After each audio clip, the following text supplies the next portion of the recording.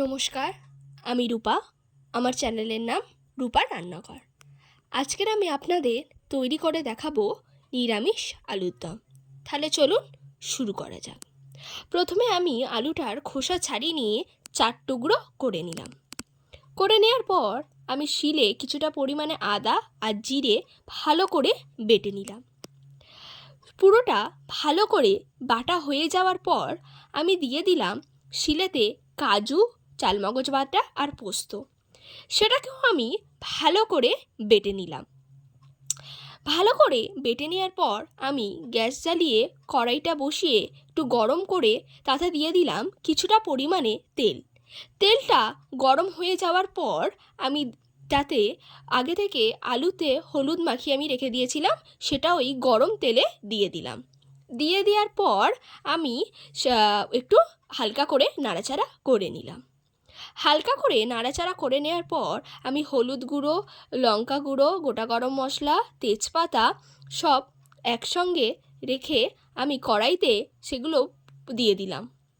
দিয়ে দেওয়ার পর আমি মশলা হিসাবে ব্যবহার করলাম জিরে, আদা, লঙ্কা আর চালমগজ কাজু বাটা।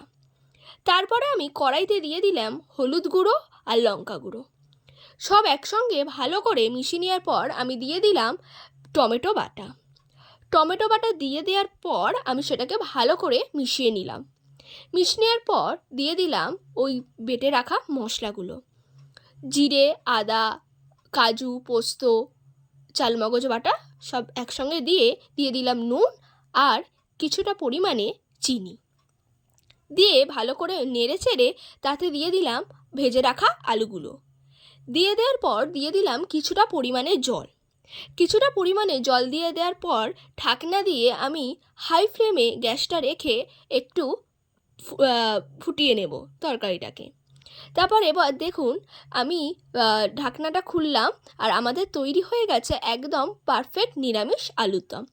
এটা আপনারা পোলাও, রাইস, পরোটা, লুচি খেতে সবার সঙ্গেই খেতে পারেন। তারপরে আমি এতে দিয়ে দিলাম কিছুটা পরিমাণে ঘি। ঘিটা দিয়ে নেওয়ার পর আমি আবার সেটাকে ভালো করে মিশিয়ে নিলাম। মিশিয়ে নেওয়ার পর আমি একটি পাত্রে সেটাকে ঢেলে নিলাম। ঢেলে নেওয়ার পর ওপর থেকে দিয়ে দিলাম কিছুটা পরিমাণে গরম মশলা। আজকের এখানেই শেষ করলাম। যদি ভালো লেগে থাকে like, comment, share and subscribe করতে ভুলবেন না।